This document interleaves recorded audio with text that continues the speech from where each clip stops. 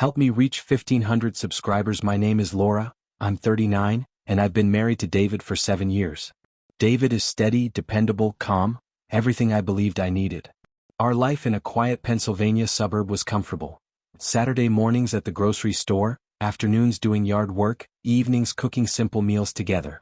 It was peaceful, predictable, safe. But somewhere along the way, that safety began to feel like stagnation, and I started to crave a spark I thought I had left behind. Before David, there was Michael. Passionate, reckless, and intense. He was the kind of person who made your heart race and your thoughts spiral. We broke up because our lives were moving in different directions, but the chemistry never fully died. Even years later, his memory lingered in the corners of my mind. So when he reached out, saying he was struggling and wanted to talk, I felt a pull I thought I could resist. I told myself it was harmless, just a conversation. I didn't tell David the truth.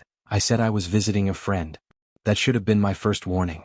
When I arrived at Michael's place, everything about him was familiar yet strange.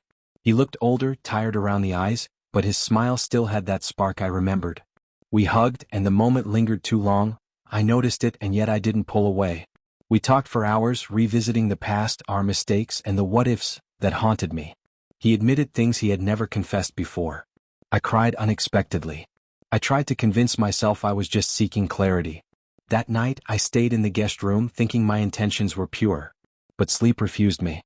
My mind kept bouncing between past and present, Michael and David, guilt and desire.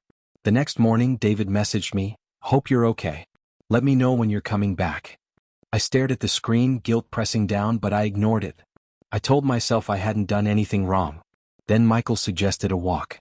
We talked more, and he admitted he still thought about me. I reminded him I was married. He said softly, "I know. I just wanted you to know." That should have been my cue to leave, but I didn't. By evening, anxiety and exhaustion were overwhelming. I promised myself I'd leave early the next morning. But then there was a knock at the door. Michael went to answer it, and my heart froze. There stood David. Calm, composed, eyes heavy with pain. Behind him, a man in a suit holding a briefcase, a lawyer. The silence was deafening. Michael stepped back, uneasy. David didn't yell. He didn't shout.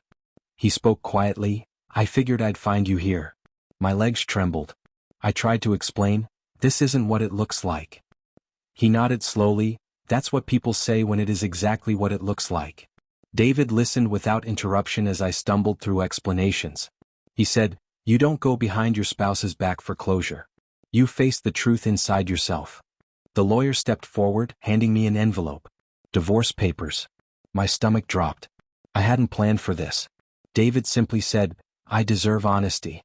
I deserve to be chosen." Then he walked away. I sat frozen long after the door closed. Michael tried to speak, but I couldn't hear him anymore. Everything felt distant and unreal.